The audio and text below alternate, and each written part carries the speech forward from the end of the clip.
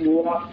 अब 3 तारीख से आप देखिए 25 दिन हो गए। डबल इंजन की सरकार जो है वो जिस प्रकार का मंत्रिमंडल लेके आई है, मुझे लगता है कि ये इनका भारतीय जनता पार्टी का एक निजी विषय है, इनका प्रेरोगेटिव भी है कि किस प्रकार का मंत्रिमंडल और किस प्रकार की टीम जो है वो मोहन यादव जी अपने साथ रखना चाहते हैं या मोदी जी किस प्रकार की टीम तैनात करना चाहते हैं आगामी लोकसभा चुनाव को देखते हुए।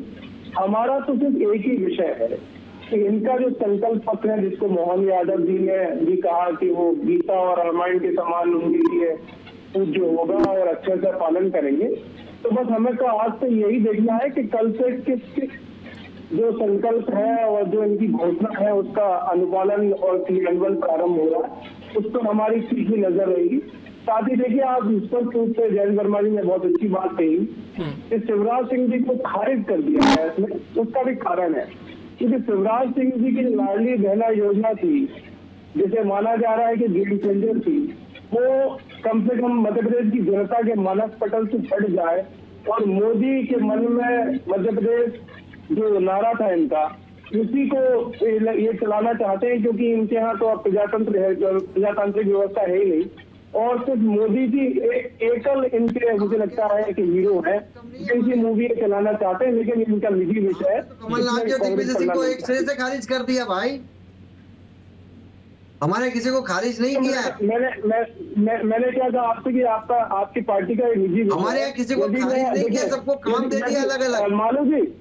मालू जी यदि मैं आपके जैसे नकारात्मक बात करूंगा तो मोहन यादव जी ने नहीं, नकारात्मक नहीं, आपके यहाँ तो कमलनाथ जी दिग्विजय सिंह जी को चुनाव हारने के बाद में खारिज कर दिया, उनके विरोधियों को बिठा दिया वहाँ। 9 बार के विधायक उमंग सिंगार जो उनको ब्लैकमेलर कहते थे उनको बिठा दिया, आपने बाहर बैठा दिया, तो फिर घर नहीं बैठेंगे। शिवराज सिंह चौहान मुख्यमंत्री हमारे वरिष्ठ नेता हैं और उनके मंत्रिमंडल में वो भारतीय जनता पार्टी कार्यकर्ता है, किसी को खारिज थोड़ी करते भाई भारतीय जनता पार्टी वाले। आपके यहाँ जितना पंचायती सिस्टम हमारे यहाँ नहीं है। आपका ये निजी विषय है, आपकी पार्टी का, आपका प्रेरोगेटिव है। हाँ, तो आपके यहाँ क्या हुआ वो भी देख लो जरा, किस तरह से दिग्विजय सिंह विरोधी, कमलनाथ विरोधी आपके युवाओं को आशीर्वाद दिया और हम आपको चैन से नहीं जीने देंगे 1 घंटे भी अब आगामी चुनाव तक। अरे आप चैन से कुछ दिनों वही बड़ी बात है, चैन से कुछ दिनों वही बड़ी बात है।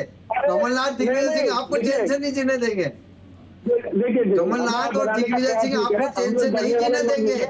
हमने गोरों को भगाया, चोरों को नहीं भगाएंगे, चिंता मत कीजिए। ठीक है मालू जी, लेकिन ये सवाल जयंत जी ने भी जो उठाया वो ये कि जो पिछले चेहरे थे, आज क्योंकि केवल 6 पुराने चेहरों ने शपथ ली और उनमें भी 3 ऐसे, प्रद्युम्न सिंह तोमर की आप बात कर लें, तुलसी सिलावट की बात कर लें या फिर गोविंद सिंह राजपूत की बात कर लें, ये तीनों तो कांग्रेस से बीजेपी में आए, इनको सिंधिया समर्थक माना जाता है। तो फिर जो पुरानी कैबिनेट थी उसमें जो पुराने नेता थे, जो बीजेपी के नेता थे, उनको लेकर सवाल उठ रहे हैं कि उनको एक तरह से क्यों साइडलाइन कर दिया गया और अब इतनी सारी जिम्मेदारियां, क्या गोपाल भार्गव को लेकर कुछ सोचा है पार्टी ने, क्या भूपेंद्र सिंह को लेकर सोचा है या अन्य जो नेता हैं उनको लेकर कुछ सोचा है? पहली बात तो यह है कि जब भारतीय जनता पार्टी में कोई शामिल होता तो किसी का गुट नहीं होता है, ये तो इन लोगों ने बनाया, ये गुट वो गुट, हमारे यहाँ कोई गुट नहीं है। नहीं, गोविंद मानव जी, प्रद्युम्न सिंह तोमर ने सिंधिया का स्वागत कैसे किया वो तो आपने देखा होगा। कोई गुट नहीं है, किसी का कोई, देखिए किसी का कोई हिस्सा नहीं, कोई किसी का गुट नहीं। ज्योतिरादित्य सिंधिया जी हमारे वरिष्ठ नेता हैं, केंद्र में मंत्री हैं और पार्टी के अनुशासन का पालन कर रहे हैं। पहली बात, मेरी बात तो मजाने दीजिए, आपने प्रश्न कर लिया, आपने कहा इनको खारिज कर दिया, किसी को खारिज नहीं करा, ये सब भारतीय जनता पार्टी उमा भारती जी के मंत्रिमंडल में जो लोग थे वो शिवराज जी के मंत्रिमंडल में थे, तो इनका क्या उनके हो गए, फिर वो उनके कैसे हो गए? ये आप लोगों का अपना बनाया फेनोमेना है, हमारे यहाँ नहीं है। और 10 में से अगर 13 मंत्री हमारे चुनाव हार गए, जो विधायक थे उस 10 में से 6 ले लिए, अब क्या नए लोगों को मौका नहीं मिलेगा क्या? एक का कोई, किसी का हमेशा का एक अधिकार नहीं है हमारे यहाँ। हमारे यहाँ तो विकेंद्रीकृत व्यवस्था है, हमारे यहाँ हर व्यक्ति को मौका मिलता है। किसी को कब मौका मिलता है, किसी को कब मौका मिलता है, 3-3, 4-4 बार के विधायक को मौका दी। ये इतना बड़ा क्रांतिकारी कदम की आपको सराहना करनी चाहिए कि पार्टी के नेतृत्व ने कितना बड़ा क्रांतिकारी कदम उठाया कि कोई एक दबाव किसी का भी नहीं रहता है और काम सबके लिए। मैंने आपसे क्या कहा, उनके अनुभवों का लाभ सबका लिया जाएगा। गोपाल भार्गव जी 2003 से मंत्रिमंडल में है ना, फिर बाद में भूपेंद्र सिंह जी मंत्रिमंडल में रहे, उनके दूसरे भी काम है उनके पास, पार्टी के संगठन के कई सारे काम हैं, लगातार विधायक 9 बार के विधायक, आपने खुद ही कहा। देखिए हमेशा नए को मौका देने का, मैंने तो उनका खुद इंटरव्यू किया था सर चुनाव के दौरान, और उन्होंने ये कहा था कि मैं तो प्रधानमंत्री नरेंद्र मोदी के कहने पर चुनाव लड़ रहा हूं और मुझे कुछ इशारा मिला है, ये उन्होंने मुझसे बातचीत में कहा था। देखिए वो तो उस समय मुख्यमंत्री की रेस में अपने आप को शामिल कर रहे हैं, उनको इशारा मिला है, मुख्यमंत्री भी नहीं बना है। उनको इशारा सुनिए, उनको इशारा ये मिला है कि पार्टी की सरकार आप सब प्राणपण से जुटकर बनाइए और हमको बड़े बहुमत के साथ ये बात नहीं हुई थी सर, मैं तो रैली में गया था, मैंने बातचीत की थी वहां पर, और मोदी की गारंटी वो इंटरव्यू हमने चलाया था उनका, उन्होंने स्पष्ट तौर पर कहा था कि बातचीत हुई है, इशारा मिला है, हमारे कार्यकर्ता हैं वो सब काम करेंगे, उनको ये कहा गया था। इसलिए आप लोग ये जो जिस सेक्शन में देखते हैं कि पार्टी, वो कांग्रेस का सेक्शन है, वो हमारा नहीं है। कांग्रेस की वो रणनीति, कांग्रेस का हिस्सा है, कांग्रेस किस तरह विचार करती है, हम कांग्रेस की तरह विचार नहीं करते। भारतीय जनता पार्टी का कभी वर्टिकल विभाजन हुआ है, कांग्रेस के 10 वर्टिकल विभाजन हुए।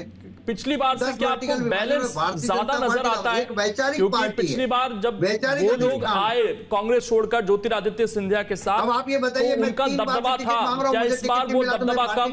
क्या ग्वालियर चंबल का दबदबा कम? क्या क्षेत्रवार, क्योंकि मालवा निमाड़ से सीटें भी ज्यादा हैं सर, 66 सीट है वहां से, उस हिसाब से अगर ज्यादा लोग हैं वहां पर, तो क्या बैलेंस आपको वो बेहतर दिखा है इस मंत्रिमंडल में?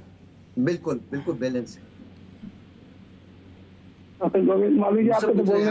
देखिए मुझे लगता है कि जब ज्योतिरादित्य सिंधिया कांग्रेस छोड़ के आए थे तो वो आर्किटेक्ट थे इस सरकार के और उनका बड़ा दबदबा रहा होगा, पर धीरे धीरे अब वो उनके जो लोग थे उनके परफॉर्मेंस है वो भी देखा गया। तो ये सब देखने के बाद ऐसा लगता है कि अब बड़ा बैलेंस पूरा का पूरा मंत्रिमंडल है और इसमें इस प्रकार का एक तरफा मतलब कोई ज्यादा वो नहीं है कि उनके जो लॉयल लोग थे उनको ही यहाँ रखा जाए, ऐसा कुछ नहीं है। तो ये मुझे लगता है बेटर मंत्रिमंडल है अब की बार। ठीक, मालू जी का आखिरी सवाल आपसे, और इसमें इसके गठन में चूंकि दिल्ली की बहुत ज्यादा ज्यादा इंतजार अब उसके लिए तो हमें नहीं करना पड़ेगा कि विभाग के लिए भी अब दौड़ भाग हो रही है और बहुत इंतजार करना पड़े? जब ये हो गया तो वो भी जल्दी होगा, आप चिंता मत करिए, जल्दी हुआ क्या मालूम जी, बन गई। देखिए मंत्री 22 दिन बाद कैबिनेट का गठन हुआ है मालूम जी, सुनिए विचार विमर्श करके होता है, हमारे यहाँ कोई एक व्यक्ति फैसला नहीं होता। और बहुत ज्यादा आकलन कयास इस पर ना करने पड़े और जल्द ही ये लोग अपने विभाग के साथ हम पहचाने जाएंगे, गृह मंत्री हैं, स्वास्थ्य मंत्री हैं, शिक्षा मंत्री हैं। बहरहाल बहुत शुक्रिया मंत्री बन गए तो वो भी होगा सभी का जुड़ने के लिए और इस चर्चा का हिस्सा बनने के लिए। तो बैलेंस कहीं ना कहीं इस मंत्रिमंडल को फिलहाल कहा जा रहा है, लेकिन अब इनकी जो परीक्षा है वो इनके काम पर होगी और उसी कसौटी पर ये कितना खरे उतरते हैं आकलन अब कुछ साल बाद होगा इनके कामकाज का। फिलहाल छोटा सा ब्रेक, खबरें लगातार जारी है।